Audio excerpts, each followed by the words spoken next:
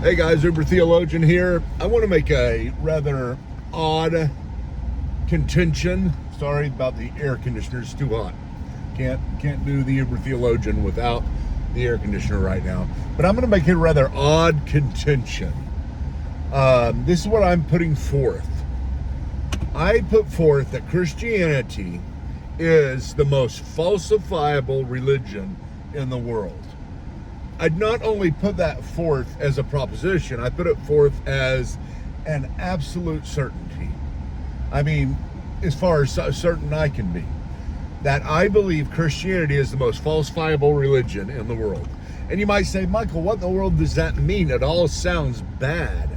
You might have heard me say it before and gotten a little bit disturbed, thinking, what in the world did he mean by that? And I do say it often. I have talked about it, and I think it's very important for us as Christians to realize this and be able to take it with us as we share Christ. Now, and for our own faith, so that we can grow in the faith. But what does it mean that it's falsifiable? It's all good. It really is. It's all good and moves towards its truthfulness, especially if something that is falsifiable survives in the midst of its falsifiability. Because, if you have something that's not very falsifiable, it's easy for it to survive in the midst of its, limited falsifiability, but it doesn't have much contention for truth. Now, what do I mean by this? I think it's good. I think it's a good language. I'm not just saying it to sound odd or philosophical, but whenever you have an argument, this goes towards what I was talking about last time. Whenever you have an argument you put forth, the argument needs to be falsifiable in order for it to carry any weight. Like if I put an argument and said, hey, I want to debate you about something. You said, well, what do you want to debate? And I said, well, I want to debate that I believe that there's a man on the other side of the moon, the dark side of the moon. You might say, well, okay, I mean, that's not bad because I can prove that wrong, I think, or at least I think it's falsifiable. Let's just say if we could go to the other side of the moon, which we can't, so maybe, but it is somewhat within reach to falsify that. Therefore, if you put forward arguments like, even though we can go on the other side of the moon and we've been there, which, I mean, of course we have, but it's not as if we can see and we know everything that's there, unless you're, conspiracy theorist and think something weird is going on over there, which I kind of do, but oh well, that's a different story. I can't, it's not very falsifiable. But so basically you're saying I can falsify that, and if it survives that falsification, then it remains a valid argument and compelling, therefore giving you warrant to believe it. So you get what I'm saying? If I said, here, let's do it a different way. If I said here, I have got a number I'm holding with my fingers behind my back, and I think it is 2, and you say, you know what? Michael's favorite number is 7, so I bet it's not. So I'm going to take that bet. You're going to regret, because I'm going to falsify that. Because I'm the best it's ever been. Down on Roy's Run. Eyes and gun. How does that song go? I don't even know. Kicking up though. Okay. Falsifiability. So you got a number behind your back. You think it's 7. I'm holding actually 3. And so I'm pretty excited because I know you're going to think it's 7. And I say, okay, let's debate this. Let's examine it. And you go around and examine it. You say, I didn't think you'd go around back. You were able to prove it wrong. You saw my fingers. You won. Okay. But that's fine. That's fine. That's falsifiable, and that's something you can put forward. So it's dumb, but it works. What if I said, I have got a number in my head and I want you to make a contention whether or not it is true. I say it is 2 whenever I really have an 8, right? And you're over there and you're like, well, I still think it's a 7, but I'm not going to do anything because I can't falsify that. I can't prove it. He could just say, hey, you know what? I was right. Like, even if I guessed it right and guessed whatever it is, he could change it. So that is not a good one to go by because it's not falsifiable. Therefore, it's not worthy of belief. You get it? Now, why do I say Christianity is the most falsifiable religion in the world?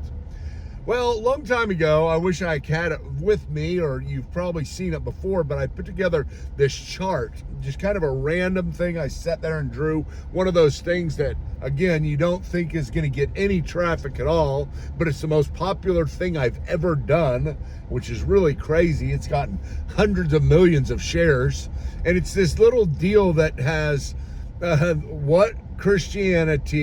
how Christianity started versus how other religions started. And my basic argument was to show that Christianity is the most falsifiable religion in the world. And I put how other religions started. A private dream. You know, maybe somebody had a private dream, they said after this dream, hey, you know what? That dream's true. God came to me in this dream and I'm going to start a religion.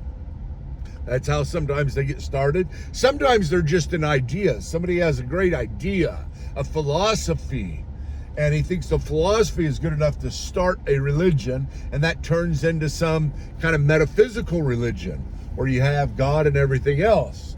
Well, okay, but that is based upon somebody's idea, one man's idea. Those aren't falsifiable, not worthy of belief. Then you go to another one, and another one has a guy having an actual experience in time. He has an experience where he talked to an angel or talked to God or whatever it may be. And he comes there and tells other people that experience, and they believe him. Maybe they even attempted to falsify it the best they could, but you know, what are you going to do? It's his personal experience. All the elements of it aren't falsifiable. So let's say an angel came to him and talked to him. You can't examine whether there were angel footprints because you could just say angels don't leave footprints. There's all kinds of things to get by with that. So you can't really falsify that, even though you may try to or think you can. So those things aren't falsifiable ever. Private experiences are not falsifiable. So even if you write down what happened during your private experience, it still doesn't really count. It's still just as good as having a dream or having suddenly a good idea. We don't know whether it was true. Now, that's how other religions started, these different ways. And I have these little boxes that show that. Then they go tell everybody about God, about their dream or private idea or private experience. And then it starts a religion. That's how all other major religions have started. And if they didn't start that way, and it is falsifiable, the event in which they claim has no significance to it. So it's like, okay, wait a minute. You're telling me that you had an experience and the experience was a dream, and that doesn't help.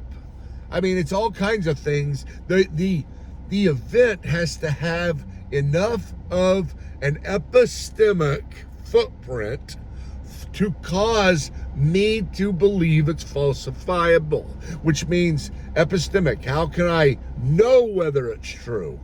It's from epistemology, to know. And so basically what I'm saying here is this: Christianity is falsifiable, very falsifiable. And here's what you think of. Whenever God would come into history, if he wanted to tell us something, how would he do it? Would he do it through these little private experiences? One private experience with this person to tell everybody else. One private experience with this person to tell everybody else. That doesn't seem like it. He could come in and just make some type of statement, massive statement in history, in time and space. Come to a place that actually exists. Come to Jerusalem. Whenever you're in Jerusalem, come at a time when there's lots of people in Jerusalem. Okay? And then as there's lots of people in Jerusalem, do things that make all of these people believe based upon what they saw. Make them believe you're God. Well, how do I make people believe I'm God? How do I make people believe my message is true? Do a few miracles here and there. Maybe even go to the point of raising somebody from the dead. That's good. And that would be better than anything we have. If Jesus came and just did miracles in public like he did, as many as he did, it would still be enough evidence to believe it, probably, for a lot of people. But yeah, maybe that's not quite enough. I need something more.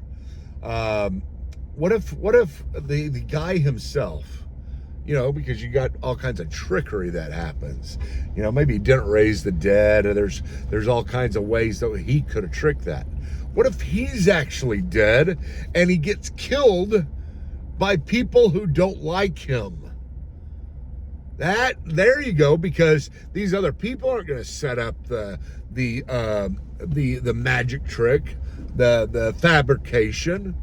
They're not going to help him. And let's get two groups that don't like him to set it up and kill him. See, then if I do that, then I will rise myself from the dead. And you can't blame me, because I'm not a tricker. I'm dead.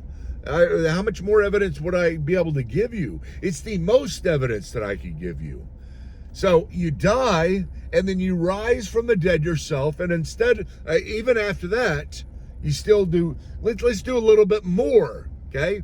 I know I've given a lot of history, made a lot of a historical footprint so far, but I don't think it's quite enough. I rose from the dead. I don't think it's quite enough.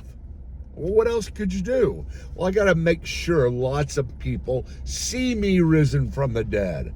If I could just rise from the dead and have an empty tomb, and then people would wonder where I'm going. But they might have all kinds of 411 theories about this. Aliens or Bigfoot or whatever else it may be. And so I'm going to go show myself to many people all around Jerusalem. And then let's say they all see. Well, that's pretty darn good. That's falsifiable. Okay, God, we got enough. You got your son coming to Jerusalem in the 1st century, living his life, doing miracles, getting a good following, people who love him, and then getting lots of people who hate him, and having those people who hate him, the Jews and the Romans, kill him. Really, the Romans were indifferent, which makes it even more spectacular. They're the ones who killed him. So great people are really good at killing people. And at a time where they have this torture technique that's horrible, but it'll just kill you dead, and will, on top of that, stab you on the side. And so there he is, dead, and then he rose from the dead, and in Jerusalem again. Now he goes to his followers. You can't really go to your non-followers and present yourself alive, can you? Well, he did. To many non-followers. How do we know that? Well, they became followers. So we know them now as followers. Paul, we know now as a follower who is the greatest witness. What a great thing.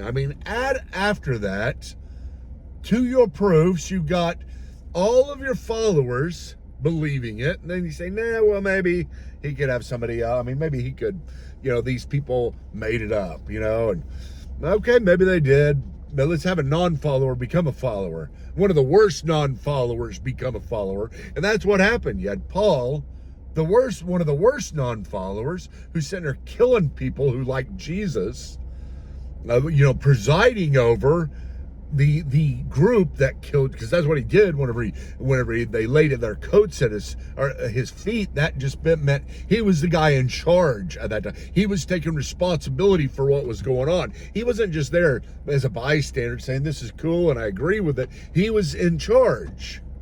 So let's have the person putting him to death do it, and then he'll become a Christian. And then once he's a Christian, then we got it all, right? Well, not really, God says. I'm going to do a little bit more, okay? I'm going to convert this non-follower named Paul, and then I'm going to kill him. Well, how are you going to kill him? I'm going to kill him based upon his testimony for me. So I got my main star witness of the resurrection. I've got him going around telling everybody about me, and then in the very end dying because he doesn't recant that witness. That'll do it. Yeah, that will. I mean, good Lord, how could you get more falsifiable? I mean, there aren't many acts in history, at least before the invention of, recording stuff.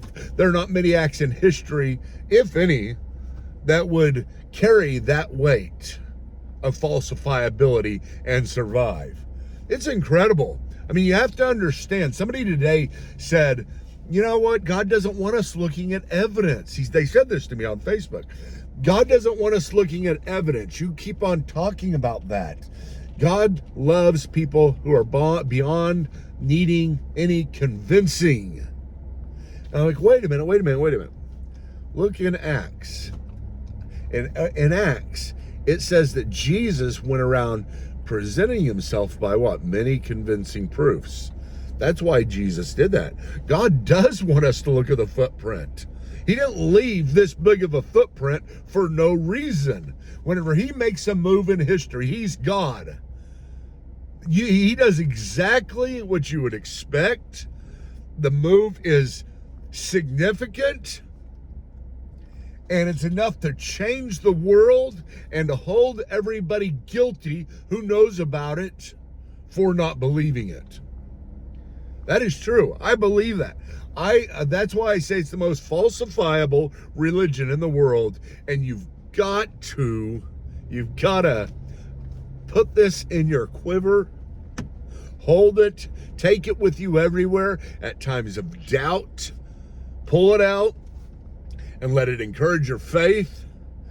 In times of evangelism, use it if necessary.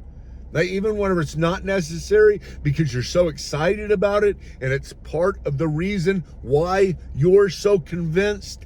Therefore, we continue the ministry that Jesus started whenever he went around and gave many convincing proofs. That's what we need to do as well. So, Christianity is the most falsifiable religion in the world, and let's celebrate it, and let us lay the glory of God, lay the path of the glory of God in his evangelism with this understanding. God is a God of history. He's not a God of privacy.